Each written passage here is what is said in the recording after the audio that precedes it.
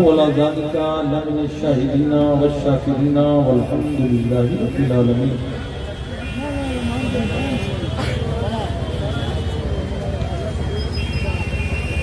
الہی رونق اسلام کے سامان پیدا کر مسلمانوں کے دل میں جذبہ ایمان پیدا کر. خدا بندہ مٹا جاتا ہے پر انصاف دنیا سے. عمر صاحب پھر کوئی عادل عظیم الشان پیدا کر.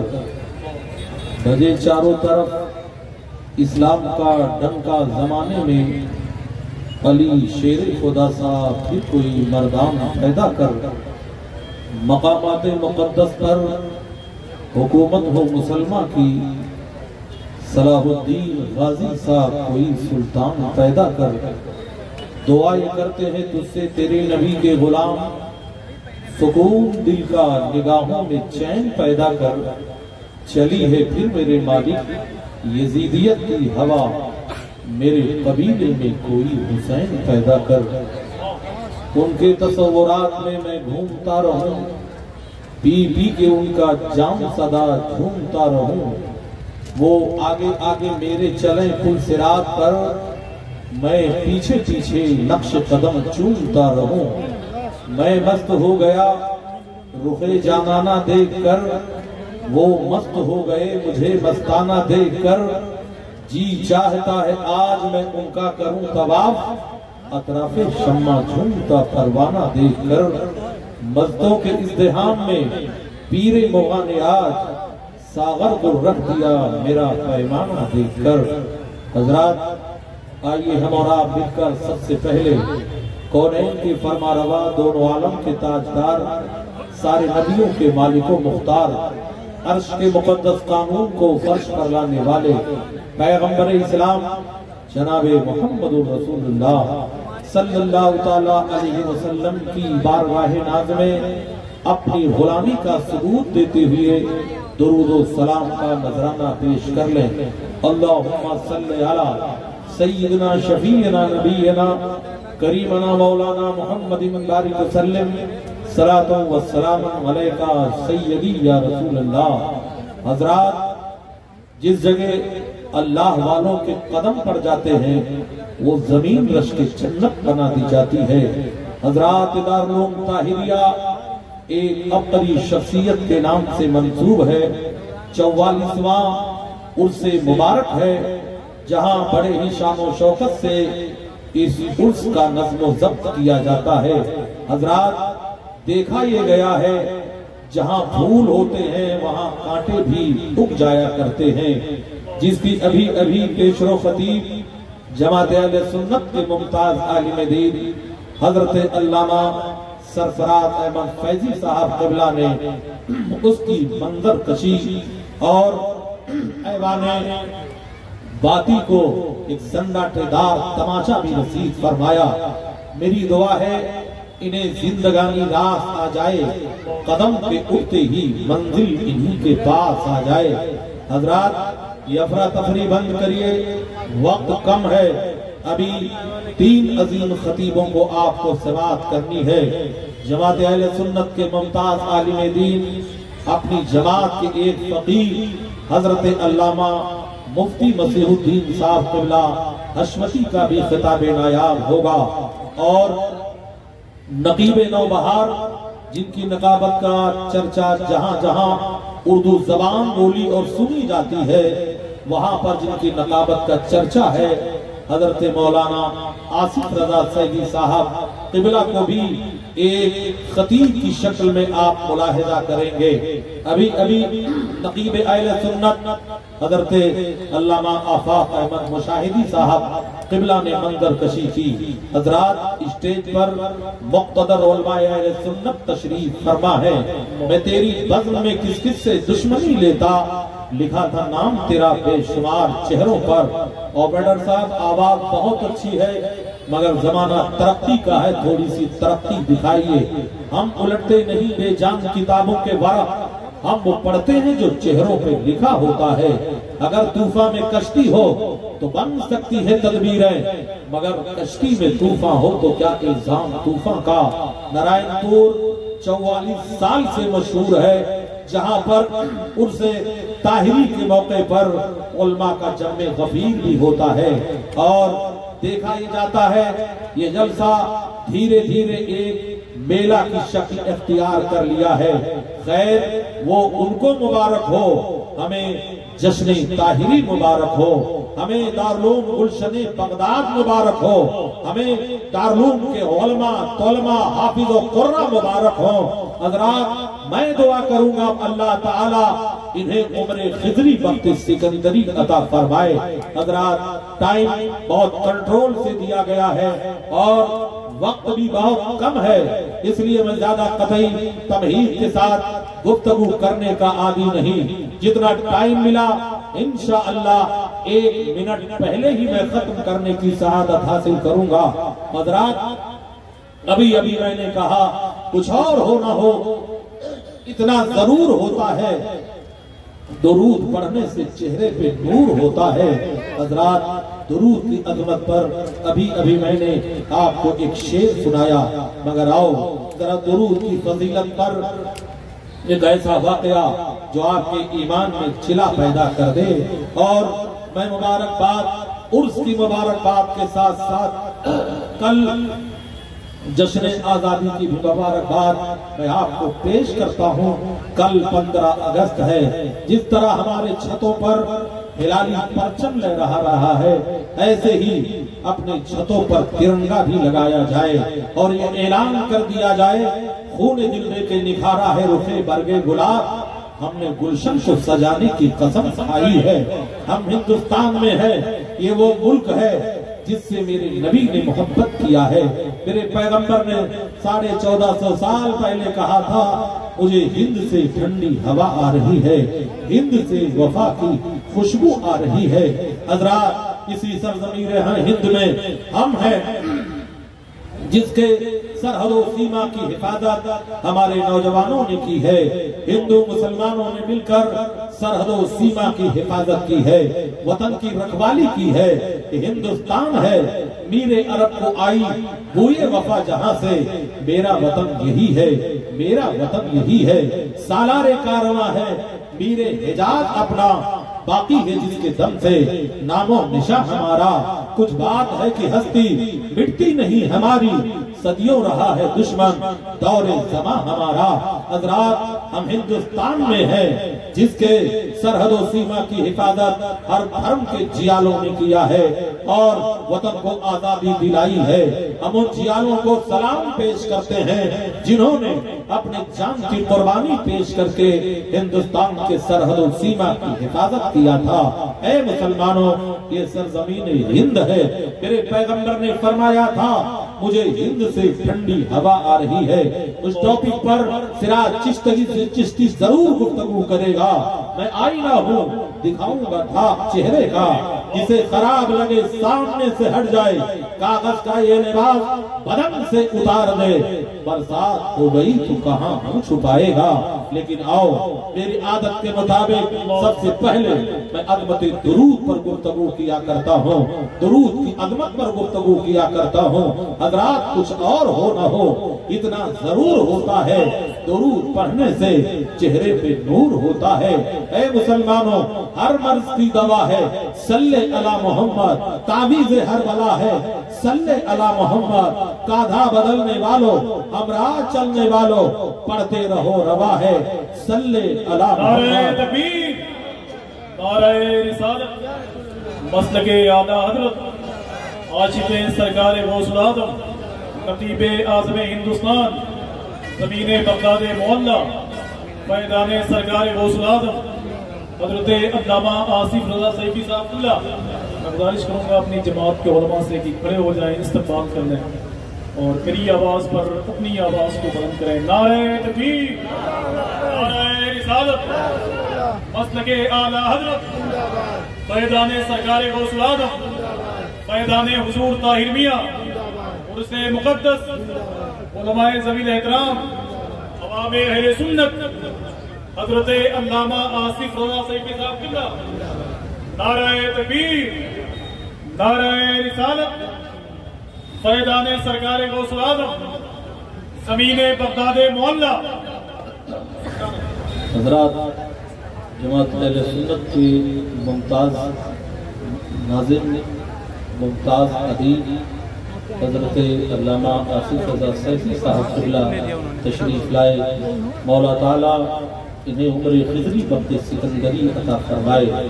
آپ لوگ ادھر ادھر افراتفری نہ کریں، یہی وقت بڑا قیمتی وقت ہے جو آپ کو میسج اور پیغام دیا جائے گا۔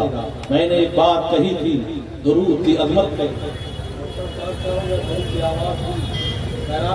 یہ نہیں دینا چاہتے ہو، لینگویج بدلنا سراج چشتی کو بہت اچھی طرح آتا ہے۔ ہم الٹتے نہیں بے جان کتابوں کے ورق، ہم وہ پڑھتے ہیں جو چہروں پہ لکھا ہوتا ہے۔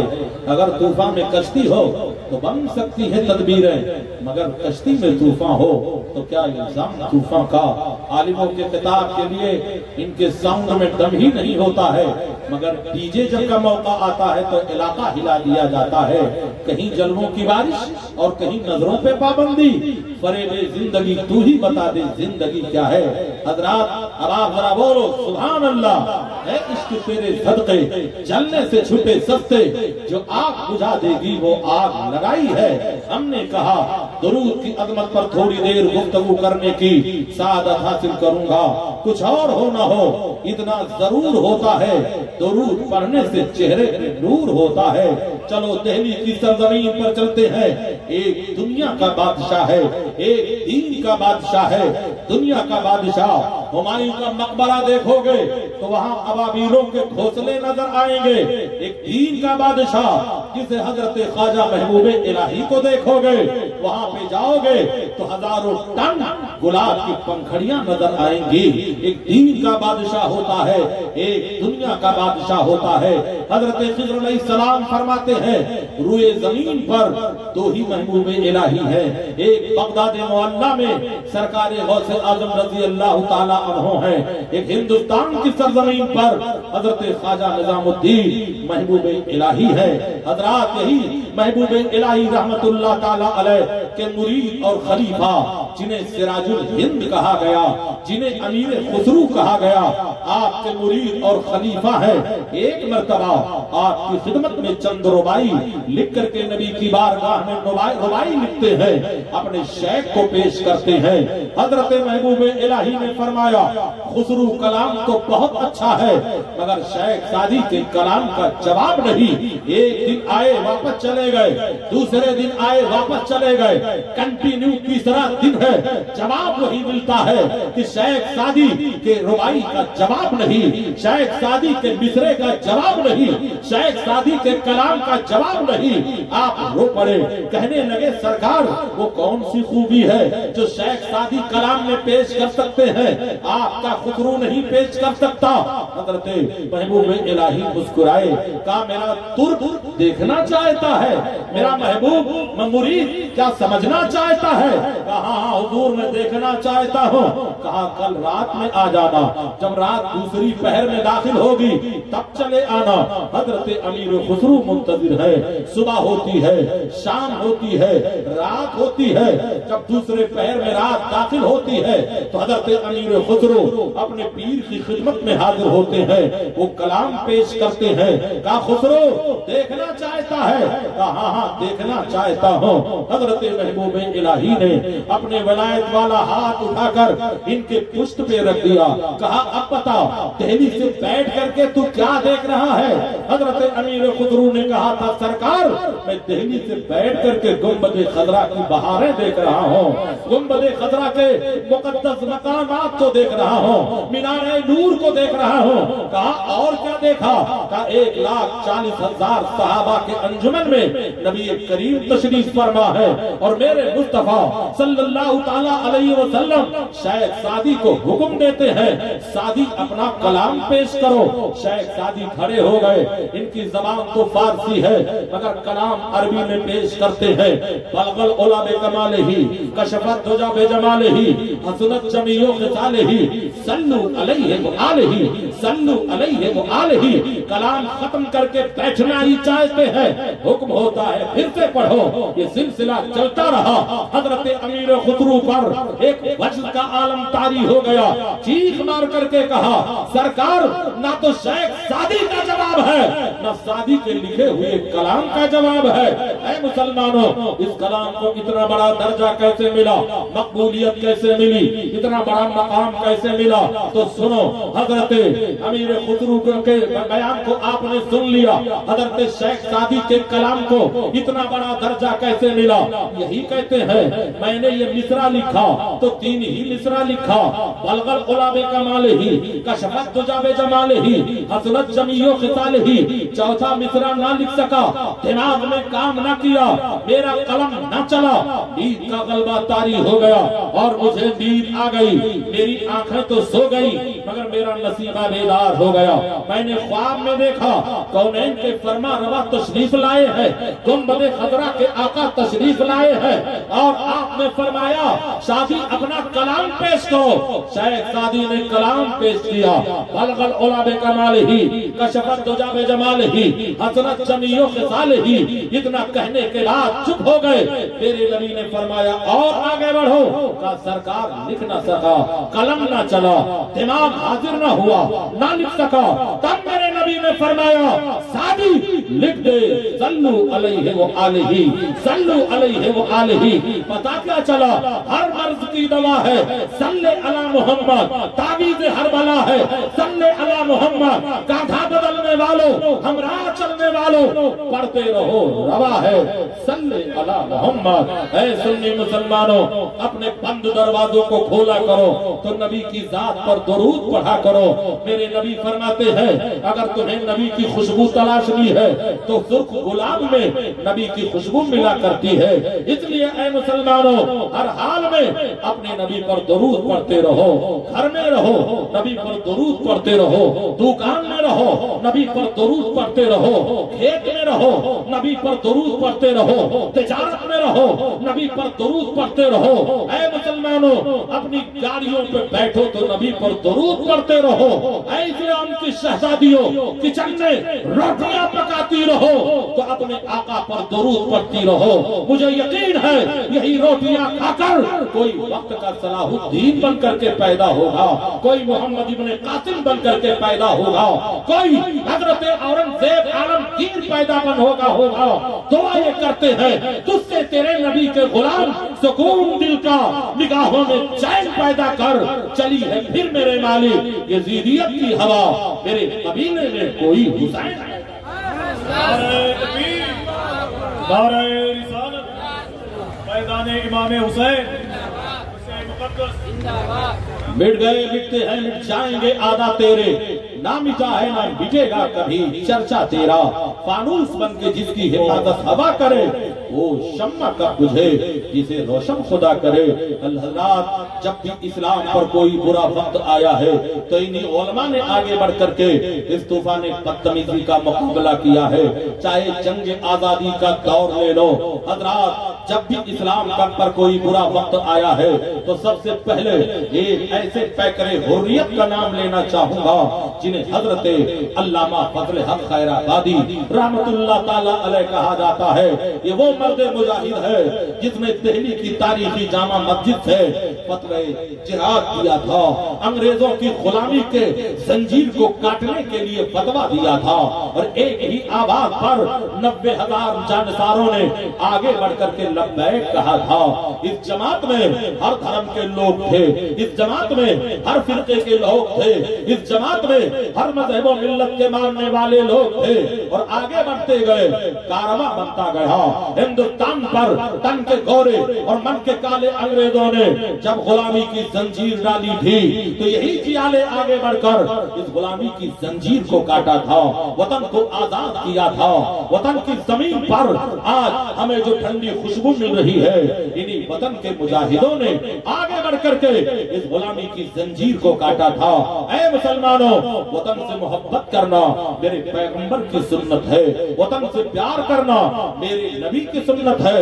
میرے آقا صلی اللہ تعالی علیہ وسلم جب مکہ المکرمہ سے ہجرت فرما کر مدینہ طیبہ تشریف لائے تھے تو اے لوگوں، اگر مکہ سے کوئی مسافر آتا تھا تو میرے نبی اپنے وطن کی خیریت معلوم معلوم کیا کرتے تھے آپ کے غلام حضرت بلال حبشی رضی اللہ تعالیٰ عنہ تو اس قدر وطن سے محبت کرتے تھے کہ ایک گھاس تھی مکہ میں جس کا نام ازغر تھا، اس گھاس کی بھی خیریت معلوم کیا کرتے تھے۔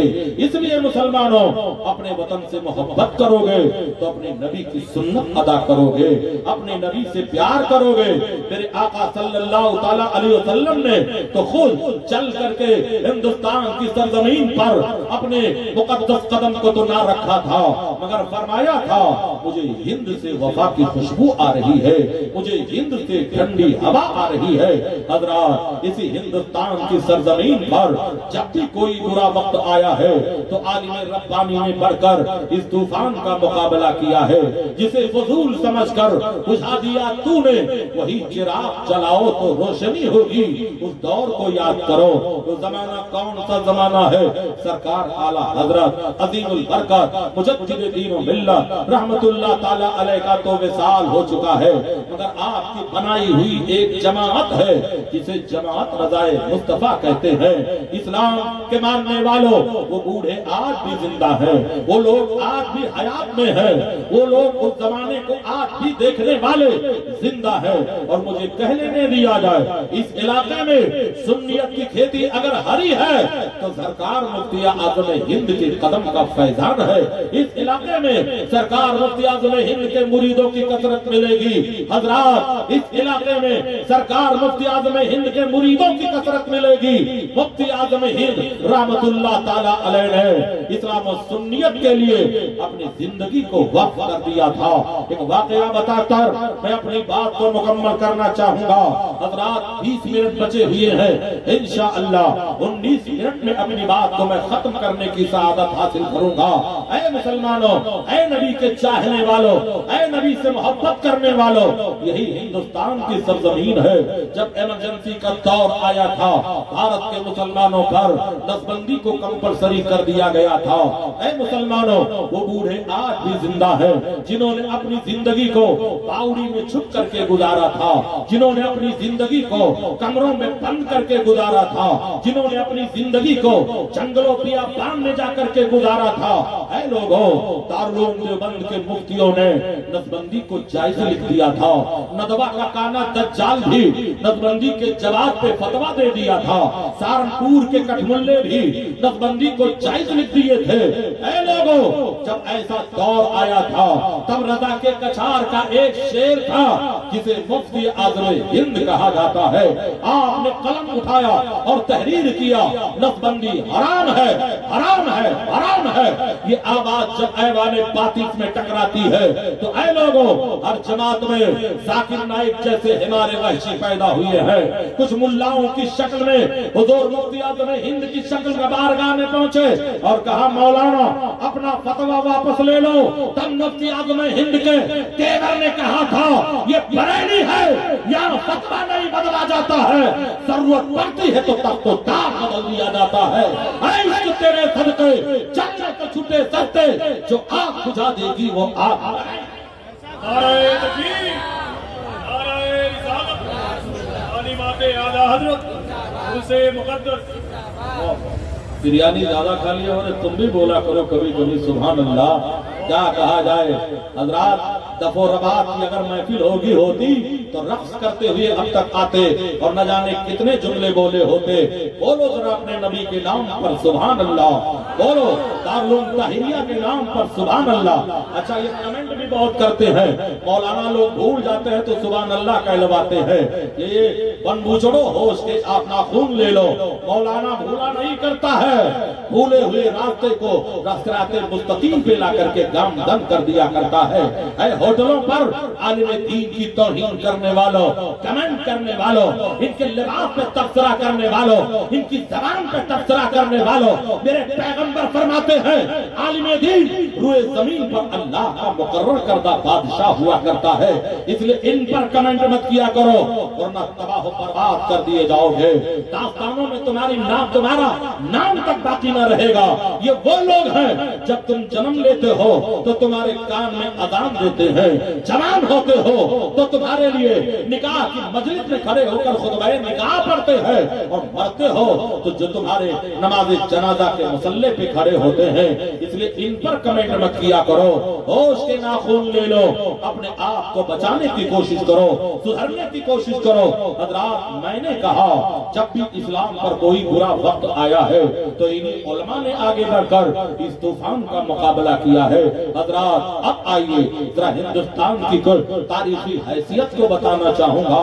اے مسلمانوں، میر عرب کو آئی بوئے وفا جہاں سے، میرا وطن یہی ہے، میرا وطن یہی ہے، سالار کارواں ہے، میر حجاز اپنا باقی ہے جس کے دم سے نام و نشان ہمارا، کچھ بات ہے کہ ہستی مٹتی نہیں ہماری، صدیوں رہا ہے دشمن دور زمان ہمارا، توحید کی امانت سینوں میں ہے ہمارے، آسان نہیں مٹانا نام و نشان ہمارا۔ اے نبی سے محبت کرنے والوں، اے نبی سے پیار کرنے والوں، اے نبی سے الفت کرنے والوں، وہ زمانہ یاد کرو جب بھارت پر غلامی کی زنجیر ڈالی گئی تھی، وہ زمانہ یاد کرو رانی وکٹوریا جیسی ظالمہ نے جب زندہ مسلمانوں کو سور کے چمڑوں میں سل کر کے کھولتے ہوئے تیل میں ڈال کر انہیں موت کے گھاٹ اتارا کرتی تھی، انگریز کہکہے لگایا کرتے تھے، سگریٹ کی کشیں لیا کرتے تھے اور رقص کیا کرتے تھے۔ اے لوگوں، ہندو مسلمانوں کو ان انگریزوں نے کس قدر ستایا ہے۔ اے لوگوں، چھوٹے چھوٹے بچوں کو اچھال کر نیزے کی انی پر ان کی جان لے لیا کرتے تھے۔ اس وقت ضرورت تھی کہ مرد مجاہد کوئی پیدا ہوتے۔ ہم اودھ میں ہیں، اس لیے اودھ کے دو غیور نوجوانوں کا واقعہ بتا کر وقت رہا تو میں اور آگے بڑھوں گا، لیکن اس اودھ کی سرزمین پر دو غیور نوجوانوں نے آگے بڑھ کر وطن کی حفاظت کیا تھا۔ ایک غیور کا نام ہے جسے پنڈت رام پرساد بسمل کہا جاتا ہے، ایک مرد مجاہد کا نام ہے جسے اشفاق اللہ خان کہا جاتا ہے۔ حضرات یہ وہ دونوں ہیں، ایک وارسی پٹھان ہے، ایک آریہ سماجی پنڈت ہے، مگر دونوں نے محبت کیا ہے، اتحاد کیا ہے، پیار کیا ہے اور پیغام دیا ہے۔ اے لوگوں وطن کے لوگوں، ہمارے یہاں مذہب کی دیوار نہیں حائل ہو سکتی ہے، ہم جیئیں گے تو ہندوستان کے لیے جیئیں گے، مریں گے تو ہندوستان کے لیے مریں گے۔ حضرات بغاوت کے جرم میں ان دونوں نوجوانوں کو گرفتار کر لیا جاتا ہے۔ ایک نوجوان کو اے لوگوں گورکھپور کے چوراہے پر شاہ راہ پر چوک پر سزائے موت دی جاتی ہے، اور ایک نوجوان کو فیض آباد جیل میں پھانسی کے پھندے پہ کھڑا کیا جاتا ہے۔ پنڈت رام پرساد بسمل کو اے مسلمانوں، اے وطن کے واسیوں، جب گورکھپور کے چوک پر سزائے موت دی جا رہی تھی تو پنڈت رام پرساد بسمل کی زبان پر جو ترانہ تھا وہ یہی ترانہ تھا، کیا تھا؟ سرفروشی کی تمنا اب ہمارے دل میں ہے، دیکھنا ہے زور کتنا بازوئے قاتل میں ہے۔ اور وہ جوان اپنے جان کی قربانی دے کر کے وطن کی حفاظت کیا تھا، وطن کے مان مریادہ کو بچایا تھا، وطن کے عزت و آبرو کو بچایا تھا۔ ایک نوجوان ہے جسے اشفاق اللہ خان کہا جاتا ہے۔ جب اشفاق اللہ خان کو فیض آباد کی جیل میں سزائے موت دی جا رہی تھی تو ان سے آخری آرزو پوچھی گئی تھی، تو اشفاق اللہ خان نے کہا تھا میری آخری آرزو یہ ہے کہ جب مجھے کفن پہنانا تو میرے سر پر میری پیشانی پہ وطن کی مٹی کو ڈال دے گا، خون دل دے کے نکھارا ہے رخے گھر گلاب ہم نے گلشن کو سجانے کی۔ نعرہ تکبیر، نعرہ رسالت، عرص مقدس۔ آج دیکھا یہ جا رہا ہے میڈکیوں کو بھی زکام آنے لگا ہے، آج کرکٹ بھی رنگ بدلنے کی کوشش کر رہے ہیں۔ اے مسلمانوں، اپنے وطن سے محبت کرو اور اپنے گھروں میں نوجوان پیدا کرو، جس طرح ان نوجوانوں نے وطن کی رکھوالی کے لیے جان کی قربانی پیش کیا ہے، چاہے وہ ادھم سنگھ جیسا مرد نوجوان ہو، چاہے سرحدی گاندھی عبد الغفار خان جیسا نوجوان ہو، چاہے اے لوگوں ایک نسبتی پٹھان جسے اشفاق اللہ خان کہا جاتا ہے۔ میں نے اس لیے وطن کے ٹاپک پر تھوڑی دیر گفتگو گفتگو کی ہے تاکہ وطن کی عظمت کو سمجھو، وطن کی شان کو سمجھو، جیالوں کی قربانی کو سمجھو۔ کل یوم آزادی ہے، پھر کہوں گا جس طرح تمہارے چھتوں پر ہلالی پرچم نظر آتا ہے، ایسے اپنے چھتوں پہ بھارت کا ترنگا بھی لہراؤ، شان بڑھاؤ، عزت و آبرو بچاؤ، عزت و آبرو کی قسم کھا کر وطن عزیز میں زندگی گزارو۔ اب میں اصل موضوع کی طرف آنا چاہوں گا۔ وطن کی محبت کرنے، وطن سے محبت کرنے والوں، تمہیں دنیا بھی سرخروئی حاصل ہوگی، کل قیامت کے دن بھی نبی کے فرمان پر عمل کرنے والے کو محبت کا تمغہ دیا جائے گا، کچھ رہے یا نہ رہے۔ پر یہ دعا ہے کہ امیر رضا کے وقت سلامت میرا ایمان رہے۔ اپنے ایمان کی حفاظت کرو، اپنے قرآن کی حفاظت کرو، اپنے مذہب و ملت کی حفاظت کرو، اپنے مشن کی حفاظت کرو، اپنے دین کی حفاظت کرو۔ میرے پیغمبر صلی اللہ تعالیٰ علیہ وسلم جب دنیا میں تشریف لائے تھے، سارے عالم کا حال کیا تھا؟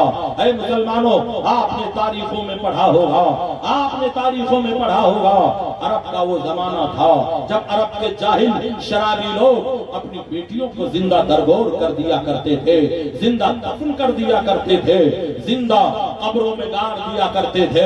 حضرات، جس کمرے میں بچہ پیدا کرنے کے لیے عورت بٹھائی جاتی تھی، اس کمرے میں پہلے ہی قبر کا گڈھا کھود دیا جاتا تھا۔ اگر لڑکا پیدا ہوتا تھا تو ماں کے ریشمی آنچل میں پال لیا جاتا تھا، اگر لڑکی پیدا ہوتی تھی تو قبر کے گڈھے میں پاٹ دیا جاتا تھا۔ مگر یا رسول اللہ، آپ آئے، انقلاب لے کر کے آئے، آپ آئے، دستور حیات لے کر کے آئے، آپ آئے، دستور زمانہ لے کر کے آئے، آپ آئے، امن و شانتی کا پیغام لے کر کے آئے۔ حضرات، آج بیٹی پڑھاؤ بیٹی بچاؤ کا نعرہ لگایا جاتا ہے۔ میرے پیغمبر نے 1450 سال پہلے یہ نعرہ لگایا تھا، بیٹیوں کو بچاؤ۔ حضرات، بیٹیوں کو زندہ دفن کرنے والے کوئی اور نہیں تھے، عرب کے جاہل تھے، عرب کے شرابی تھے، اور بیٹیوں کو زندہ قبروں میں دفن کیوں کیا جاتا تھا؟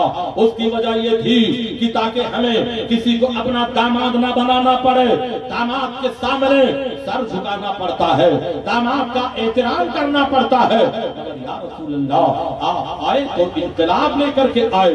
میرے نبی نے فرمایا، جس کے گھر میں ایک لڑکی جنم لیتی ہے تو رحمت کے 10 دروازے کھول دیے جاتے ہیں، جب ایک لڑکا جنم لیتا ہے تو رحمت کا ایک ہی دروازہ کھولا جاتا ہے۔ ایک واقعہ بتا کر میں اپنی بات کو ختم کرنا چاہوں گا۔ ایک صحابی رسول ہیں جنہیں حضرت دہیا کلبی رضی اللہ تعالیٰ عنہ کہا جاتا ہے۔ حضرات، یہ بڑے خوبصورت تھے، بڑے سجیلے نوجوان تھے، بڑے حسین تھے۔ جب یہ چلا کرتے تھے، عرب کی عورتیں پردے کے پیچھے سے اس نوجوان حسین کو دیکھا کرتی تھی۔ ایک دن میرے نبی کی نظر دہیا کلبی کے چہرے پہ پڑ گئی۔ میرے نبی نے دعا فرمایا، یا اللہ، دہیا کلبی کو ایمان کی دولت عطا فرما دے، دہیا کلبی کو اسلام کی دولت عطا کر دے۔ اجابت کا جوڑا، عنایت کا صحرا، دلہن بن کے نکلی تو آئے محمد۔ تعجب تو یہ ہے کہ دوزخ کی آتش لگائے خدا اور بجھائے محمد۔ میرے پیغمبر نے دعا کی، دہیا کلبی صبح ہوتی ہے، نبی کے کی خدمت میں حاضر ہوتے ہیں، عرض کرتے ہیں، یا رسول اللہ، آپ کس مذہب کی بات کرتے ہو؟ میرے پیغمبر صلی اللہ تعالیٰ علیہ وسلم نے انہیں دین اسلام کی بات بتائی، خدا واحد کی عبادت کا درس دیا۔ انہوں نے عرض کیا، یا رسول اللہ، اگر میں آپ کے خدا کا کلمہ پڑھ کر کے مسلمان ہو جاؤں، آپ کے غلامی کا پٹا اپنے گردن کی زینت بنا لو، تو کیا آپ کا خدا میرے گناہوں کو معاف کر دے گا؟ دہیا کلبی، تم اسلام قبول کرو گے، اللہ تمہارے گناہوں کو بخش دے گا۔ حضرت دہیا کلبی کہتے ہیں، اشہد ان لا الہ الا اللہ واشہد ان محمدن عبدہ ورسولہ۔ اس کے بعد دہیا کلبی کے آنکھوں سے آنسوؤں کے قطرے گرنے لگے، زارو قطار رونے لگے۔ میرے نبی نے فرمایا، دہیا کلبی، اب رونے کی وجہ کیا ہے؟ کہا، یا رسول اللہ، میرے 2 گناہ بہت بڑے بڑے ہیں، کیا میرا دونوں گناہ بھی بخش دیا جائے گا؟ نبی نے فرمایا کہو وہ گناہ کیا ہے؟ یا رسول اللہ میں اپنے قبیلے کا سردار ہوں، ہم نے اپنے قبیلے میں ایک بل پاس کیا ہے، ایک قانون بنایا ہے، اور قانون یہ ہے کہ ہمارے گھر میں اگر کوئی لڑکی پیدا ہو تو اسے زندہ قبروں میں دفن کر دیا جائے، لڑکا پیدا ہو تو باپ کی امانت سمجھ کر کے اسے پال لیا جائے۔ یا رسول اللہ میں اپنے قبیلے کا سردار ہوں، سردار ہونے کی حیثیت سے اے میرے آقا میں نے 70 بچیوں کو زندہ قبروں میں دفن کروایا ہے، کہ آپ کا خدا میرا خدا میرے اس جرم کو بخش دے گا؟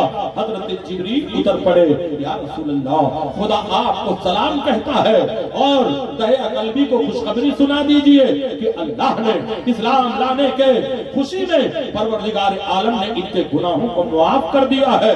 دہیا قلبی رو پڑے، پھر آئے لوگوں خوشی کے آنسو گر پڑے، پھر عرض کرتے ہیں یا رسول اللہ میرا ایک گناہ اور ہے، اس گناہ کو جب میں سوچتا ہوں تو کلیجہ مجھ کو آ جاتا ہے۔ اے میرے آقا کیا یہ بھی میرا بخش دیا جائے گا؟ آج نبی نوازنے پر اتر آئے ہیں، غلام لینے کے لیے دامن کو پھیلاتا جا رہا ہے، دامن کو پسارتا جا رہا ہے۔ کہتا ہے قلبی تو دوسرا گناہ تمہارا کیا ہے؟ یا رسول اللہ یہ میرا پرسنل گناہ ہے، یہ میں نے خود بہت بڑا گناہ کیا ہے۔ یا رسول اللہ میں تجارت کے لیے اپنے قبیلے کا سردار تھا، ایک بہت بڑا میں تاجر تھا، منڈی میں مال اکٹھا ہو چکا تھا جس کی تجارت کے لیے باہر جانا پڑتا تھا، اور اگر فوراً میں سفر نہ کرتا تو مال سودا کچا تھا، نقصان ہو جاتا۔ اس لیے میں نے جب سفر کا ارادہ کیا تو میری بیوی امید سے تھی، میری بیوی حمل سے تھی، میری بیوی کے پیٹ میں بچہ پرورش پا رہا تھا، مگر یہ خبر نہ تھی کہ بیٹا پل رہا ہے یا بیٹی پل رہی ہے۔ یا رسول اللہ میں نے اپنی عورت سے کہا تھا سن لے، اگر بیٹا پیدا ہوگا تو ہماری امانت سمجھ کر کے پال لینا، اگر بیٹی پیدا ہوگی تو قبر میں دفن کر دینا۔ یا رسول اللہ یہ تاکید کر کے میں چلا گیا۔ 3.5 سال کے بعد جب میں واپس پلٹ کر کے آیا تو میرے گھر کا دروازہ اندر سے بند تھا، میں نے دروازے کی کنڈی پہ دستک دیا۔ یا رسول اللہ ایک بچی کی آواز ابھرتی ہے، کون ہے دروازے پر؟ یا رسول اللہ جب میں نے لڑکی کی آواز سنی تو میں سمجھ گیا کہ شاید میرے گھر میں بچی پیدا ہو گئی ہے اور میری بیوی نے اسے پال لیا ہے۔ میں تڑپ کر کہا میں مالک مکان ہوں، دروازہ کھول۔ دروازہ جیسے ہی کھلتا ہے یا رسول اللہ ایک حسین بچی میرے ٹانگوں کے بیچ میں اپنے سر کو ڈال دیتی ہے اور ننھے ننھے ہاتھوں سے میرے پیر کو پکڑ کر کے رونے لگی، میرے بابا آپ کہاں سے؟ کب سے میں آپ کا انتظار کر رہی تھی۔ یا رسول اللہ وہ میری بیٹی تھی، میرا چہرہ اس کے چہرے سے مل رہا تھا، وہ بہو میرا نام نقشہ تھا، بڑی خوبصورت تھی۔ دل تو آیا اس کی پرورش کروں، مگر اپنے بنائے ہوئے قانون سے میں مجبور تھا۔ میں نے اپنی بیوی سے کہا میں نے تجھ سے کہا تھا اگر بیٹی پیدا ہوگی تو قبر میں دفن کر دینا، تو نے بیٹی کو پال لیا۔ تو اللہ تبارک و تعالی نے حضرت دہیا قلبی کی بیوی کو یہ حوصلہ دیا، انہوں نے جواب دیا اے دہیا قلبی سنو، جس طرح بیٹے اللہ کی نعمت ہے ایسے بیٹیاں بھی خدا کی رحمت ہے۔ ہم نے اللہ کی رحمت سمجھ کر بیٹی کے پالنے کا فیصلہ کر دیا۔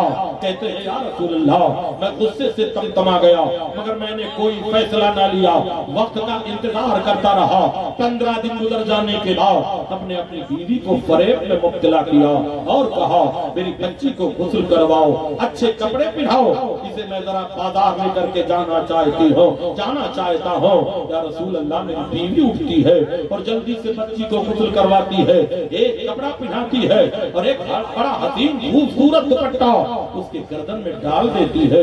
یا رسول اللہ میں نے بچی کو کندھے پہ اٹھا لیا، میرے قدم جب بڑھے تو اس کمرے کی طرف بڑھے جہاں پہ قبر کھودنے کا پھاوڑا رکھا ہوا تھا، قبر کھودنے کی کدال رکھی ہوئی تھی۔ یا رسول اللہ جیسے ہی میں نے قدم بڑھائے میری بیوی نے میرے راستے کی دیوار بن کر کہا میرے سردار اس بچی کو مت مارو، اس نے تمہارا کیا بگاڑا ہے؟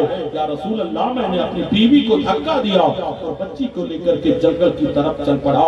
یا رسول اللہ جب میں جنگل کی طرف جا رہا تھا تو میری بیٹی اپنے ننھے ہاتھوں سے میرے بالوں میں کنگھا کر رہی تھی، وہ گلاب جیسے پنکھڑی والے ہونٹوں سے کبھی میری گردن کو چوم رہی تھی، کبھی میرے لب و رخسار کو چوم رہی تھی اور کہتی تھی میرے بابا آپ مجھ سے کتنی محبت کرتے ہو۔ یا رسول اللہ وہ سوچتا ہوں تو کلیجہ منہ کو آتا ہے. میں لے جا کر اپنی بچی کو ایک جھاڑی کے نیچے بٹھا دیا اور اسی کے سامنے اس کے قبر کا گڈھا کھودنے لگا. یا رسول اللہ جب میں گڈھا کھود رہا تھا تو گرد و غبار اڑ کر میرے کپڑے پہ پڑ رہے تھے.